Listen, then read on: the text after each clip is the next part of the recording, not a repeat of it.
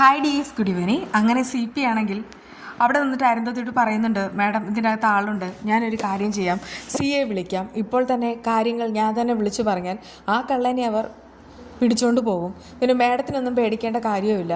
അത് കേട്ട് അരുന്ധതി എന്ത് ചെയ്യണം എന്നറിയാതെ ഷോക്ക് ഏറ്റതുപോലെ നിൽക്കുകയാണ്.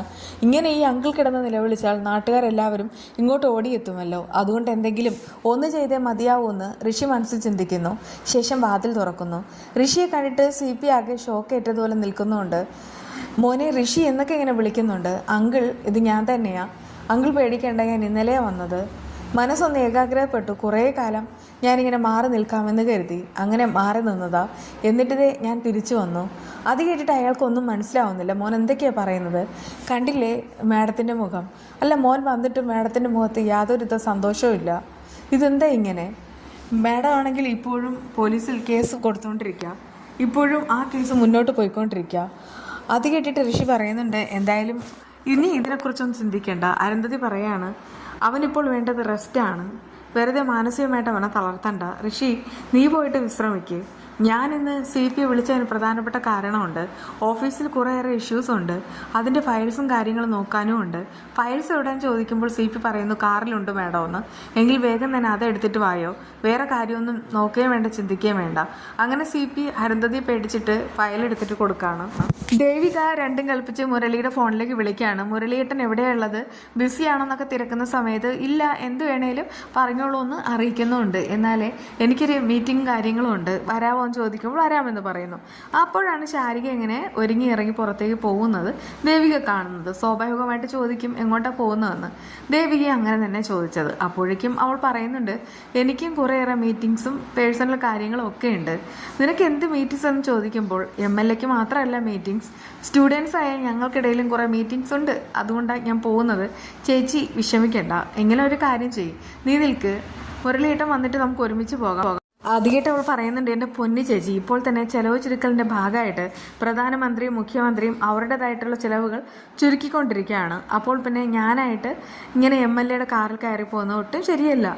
ചേച്ചിക്ക് വേണം ചേച്ചി പൊക്കോളൂ, ഞാൻ വരുന്നില്ല. അത് കേട്ട് അവൾ പറയുന്നുണ്ട്, എന്നാലും നീ സ്നേഹിക്കുന്ന ആളെക്കുറിച്ച് ഒന്ന് പറയാവോ? ചേച്ചി ഇതിപ്പോൾ പേര് പോയിട്ട് ആദ്യത്തെ അക്ഷരം പോലും പറയാനായിട്ട് എന്നെക്കൊണ്ട് പറ്റത്തില്ല. ചേച്ചിയോട് എല്ലാം പറയണമെന്ന് ആഗ്രഹമുണ്ട്, പക്ഷേ ഞാൻ അങ്ങനെ പറഞ്ഞാൽ അതിപ്പോൾ എനിക്കും ചേച്ചിക്കും നമ്മുടെ കുടുംബത്തിന് വലിയ നഷ്ടങ്ങളുണ്ടാവും. അങ്ങനെ വരാൻ ഞാൻ ഒരു കാലത്തും സമ്മതിക്കുന്നില്ല. പക്ഷേ എൻ്റെ കാര്യം ഓർത്ത് ചേച്ചി ടെൻഷൻ അടിക്കണ്ട. ചേച്ചിയുടെ കാര്യത്തിൽ മാത്രമാണ് എനിക്ക് ടെൻഷൻ. ചേച്ചിയുടെ ജീവിതം ശരിയാക്കണം എന്ന് മാത്രമാണ് എൻ്റെ ആഗ്രഹം. ചേച്ചിയാണെങ്കിൽ ചേച്ചിയുടെ കാര്യങ്ങൾ നോക്കൂ, എനിക്ക് എന്താ വേണ്ടതെന്നറിയാം, ഞാൻ അതുപോലെ തന്നെ പ്രവർത്തിച്ചോളാം. അതുകൊണ്ട് തന്നെ ചേച്ചി വിഷമിക്കേണ്ട കാര്യമില്ല എന്നൊക്കെ ഇങ്ങനെ പറഞ്ഞിട്ട് ശാരിക വളരെ ബോൾഡായിട്ട് പോവാണ്. ആ സമയത്ത് ദേവികയ്ക്ക് ഇങ്ങനെ എന്ത് ചെയ്യണമെന്നറിയാത്തൊരവസ്ഥയാണ്. കാരണം ശാരിക പറയുന്നതുകൊണ്ട് തന്നെ അവൾ പറയുന്നതിൽ എന്തെങ്കിലും കാര്യമുണ്ടെന്നറിയാം. അതുകൊണ്ട് തന്നെ പ്രത്യേകിച്ച് ഉത്കണ്ഠയോ കാര്യങ്ങളോ ഒന്നും തന്നെ ദേവികയ്ക്കില്ല. അതേസമയം സിദ്ധാർത്ഥൻ ഹരി വക്കീലുമായിട്ട് വിളിച്ച് സംസാരിക്കുകയാണ്. അപ്പോഴാണ് ഗിരീഷിൻ്റെ വരവ്. കാര്യങ്ങളൊക്കെ എന്തായി എന്നൊക്കെ ഇങ്ങനെ ചോദിക്കുന്നുമുണ്ട്. അപ്പോഴേക്കും സിദ്ധാർത്ഥൻ പറയുന്നുണ്ട്, ഹരിയേട്ടൻ എന്നോട് വിളിച്ചു പറഞ്ഞത് അരുന്ധതിയുടെ വീട്ടിൽ പോയിട്ട് അരുന്ധതിയെ കാണുമെന്നാ. സത്യം പറഞ്ഞാൽ ഈ നന്ദനെ എങ്ങനെയെങ്കിലും ഈ കേസിൽ നിന്ന് രക്ഷപ്പെടുത്താനാണ് ഞാൻ ഹരിയേട്ടനെ ഇങ്ങോട്ട് വിളിച്ചു വരുത്തിയത്. പക്ഷേ ഹരിയേട്ടനാണെങ്കിലോ നന്ദനെ പോലീസ് സ്റ്റേഷനിൽ കൊണ്ടുപോയി കീഴടക്കണം, അതുമാത്രമല്ല എത്രയും വേഗം തന്നെ കേസ് ഫയൽ ചെയ്യണം എന്നൊക്കെയാണ് പറയുന്നത്. അരുന്ധതിയുടെ വീട്ടിലേക്കും പോകുന്നു എന്ന് പറയുന്നു. ഇനി എന്ത് ചെയ്യാനാണെന്ന് പ്രഭാവതി ചോദിക്കുന്നുമുണ്ട്. അപ്പോഴേക്കും അത് കേട്ടുകൊണ്ട് വരുന്ന നന്ദൻ പറയുന്നുണ്ട്, എന്തൊക്കെയായാലും ശരി, എന്നെ രക്ഷിക്കാനല്ല അങ്കിൾ ഇപ്പോൾ നോക്കുന്നത്. ഞാൻ അങ്കിളിനോട് പറഞ്ഞതാണ് ഈ ഒരു കൊലപാതക കുറ്റം ഞാൻ ഏറ്റെടുക്കാമെന്ന്. അങ്ങനെയുള്ള അങ്കിൾ വീണ്ടും അരുന്ധതി മാഡത്തിൻ്റെ വീട്ടിൽ പോയിട്ട് പ്രശ്നങ്ങൾ ഉണ്ടാക്കുന്നത് ശരിയല്ല.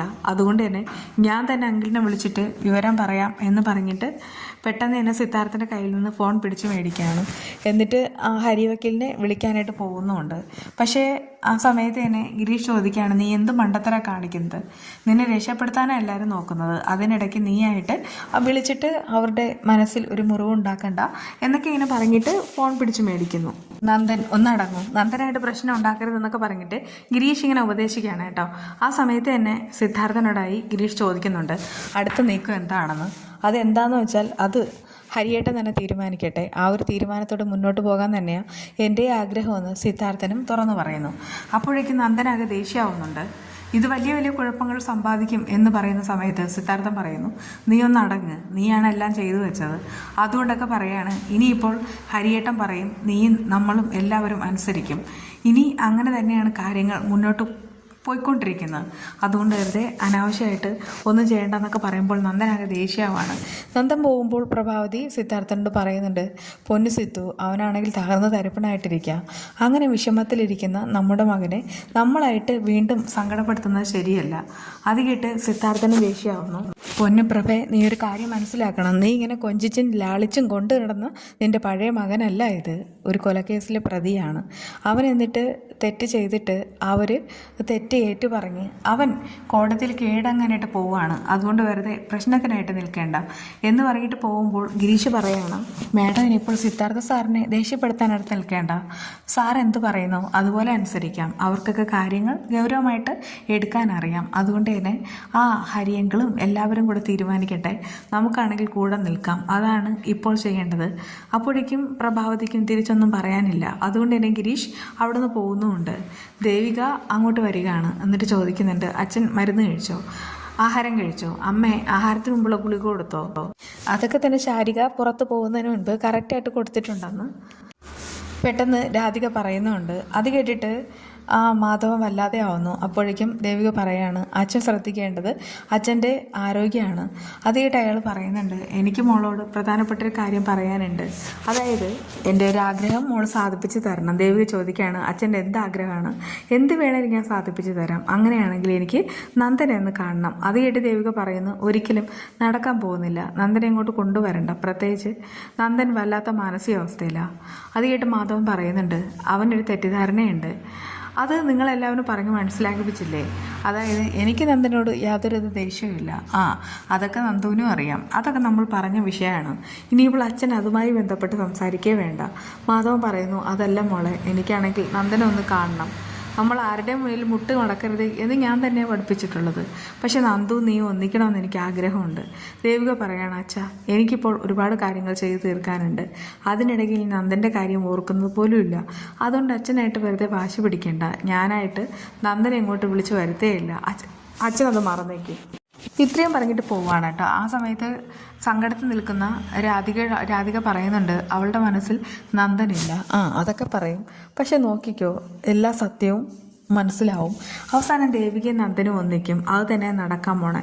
അത് കേട്ടിട്ടും രാധികയ്ക്കും കൂടുതലൊന്നും പറയാനില്ല. അതേസമയം CPOD അരുന്ധതി ഓഫീസിൽ ചെയ്യേണ്ട കാര്യങ്ങൾ ഓരോന്നായിട്ട് പറഞ്ഞു കൊടുക്കുന്നു. അയാളത് ചെയ്യാമെന്ന് പറയുകയും ചെയ്യുന്നു. അപ്പോഴാണ് ഋഷിയുടെ വരവ്. ഋഷി വന്നിട്ട് പറയുന്നുണ്ട്, അങ്കിൾ ഞാൻ തിരിച്ചു വന്ന കാര്യം ആരോടും പറയണ്ട. അതെന്താ മോനെ പറഞ്ഞാൽ എല്ലാവരും ഈ ഒരു വാർത്ത കേൾക്കാൻ കാത്തിരിക്കുകയാണ്. ഞാൻ ഇപ്പോൾ തന്നെ പോയി പറയും. ഇന്ന് തന്നെ ഈ ഒരു വിവരം ഓഫീസിൽ പോയി പൊട്ടിക്കും. അതുമാത്രമല്ല, മോൻ വന്ന സന്തോഷത്തിൽ ഞാൻ എല്ലാവർക്കും ഇന്നൊരു ട്രീറ്റ് കൊടുക്കാൻ ആഗ്രഹിക്കുന്നുണ്ട്. നോക്കിക്കോ, ഞാൻ തന്നെ അത് എല്ലാവർക്കും എൻ്റെ സ്വന്തം ചെലവിൽ ചെയ്യുകയും ചെയ്യും.